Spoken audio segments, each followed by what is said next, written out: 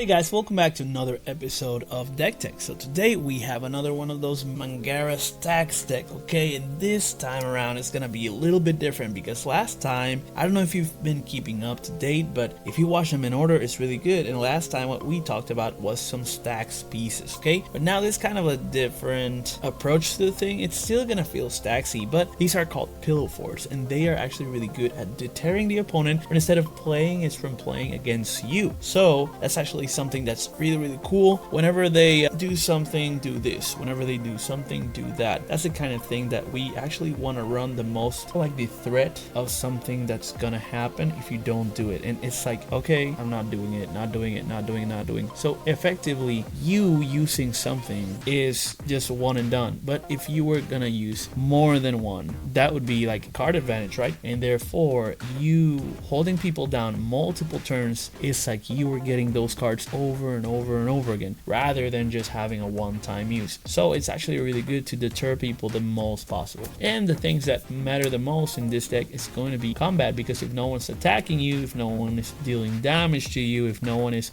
doing anything to your stuff, then you can just protect yourself. So these are going to be like protection, and this is one kind at least, and so we're going to talk about it. The first thing that comes to mind to anyone that you say Pillow Fort 2 is going to be Ghostly Prison and Propaganda. That kind of effect is actually very useful, and white has the most of them, even in mono white. So what you can see here is Ghostly Prison. It's a 3-cost enchantment that says creatures can attack you unless their controllers pay 2 for each attacking creature. That's big. That's actually really big. Okay, so the same effect is going to be on Baird, the Steward of Argive. He is cost 4 though, and he has a body, so 2/4, but he has vigilance, and creatures can attack you unless they pay 1 for each of those creatures. See? And then Archangel of Tithes, same situation, but it's a flying with a body of 3/5, 4 costs again, and it says the same thing. Creatures can attack you or planeswalkers you control unless they pay 1 for each of those creatures. Really good stuff. Then we got Windborn Muse, can't attack you unless they pay 2 for each, and it's a flying 2/3. And then Spear of Safety, the best one so far, can't attack you or a planeswalker you control unless they pay X, where X is the number of enchantments you control. That's crazy. And did you notice that these are like enchantments? Like on the previous episode, half of them were enchantments. There's other enchantments here too. Actually, we have Greater Armancy that is helping us out with enchantments. It says other enchantments you control have Shroud, and enchanted creatures you control have Shroud. Enchanted creatures doesn't matter in this deck, but whenever we're talking about enchantments itself, there's a lot. So if you defend this, and then people can attack you, and again can attack you, and again can attack you, even if they can pay 1 and 2 and 4, at some point it's going to be too much. So you're not going to have a horde of creatures going at you, even if they can do damage. So whatever you're going to be left with is people doing damage to you. So another one of those is going to be Amorous Annex, 3 and 2 Phyrexian. So it could be either cost 3 or cost 5. Creatures can attack you or a planeswalker you control unless they pay Phyrexian. So this time they can pay life, which is dangerous because they can hurt you, but they can also lose. So that's pretty cool. It's a very good deterrent because it stops people from attacking you the whole time. Same thing is going to happen though whenever they have to pay for what they've done. If you have Masako, she can have your creatures block as though they were untapped. So this is good value, but it's also one of those cards where,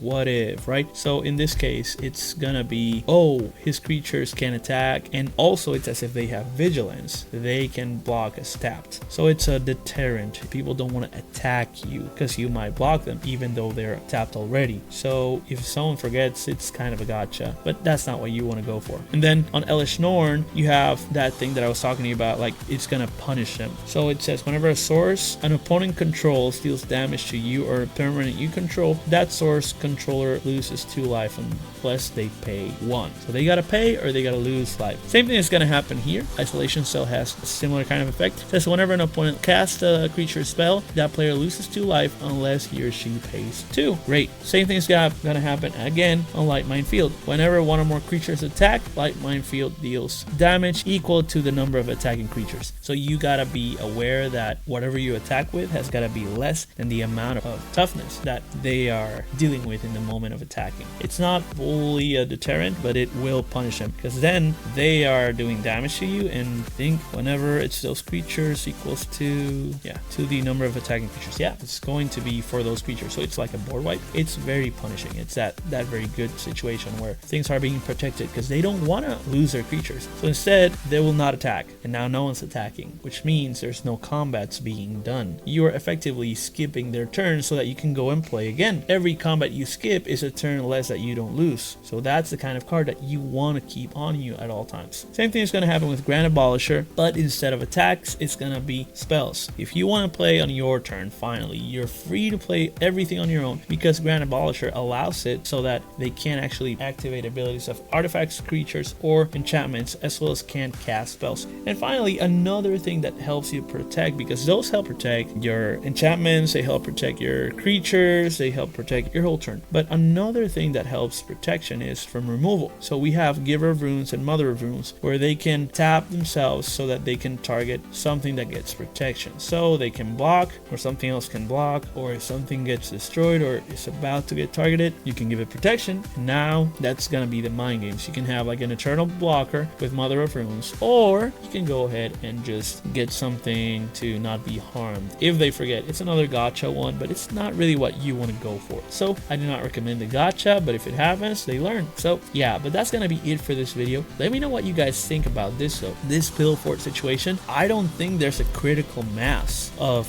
Pillow Fort cards that is like, oh, this is too much. Unless they're like, they cost a lot, it's like unplayable, like a 9/9 that costs 9 that has Ghostly Prison's ability. I wouldn't play that. But yeah, let me know about that in the comments. What do you think on that stance? Do you think there's such a thing as too much redundancy? And if so, how would you manage it? And also, if I'm missing any card, let me know so that I can add another card. Let me know about that in the comments, okay? So let me know about that, as well as like, share, subscribe, and follow for more. But that's gonna be it for this video. I will see you on the next one though, so peace out.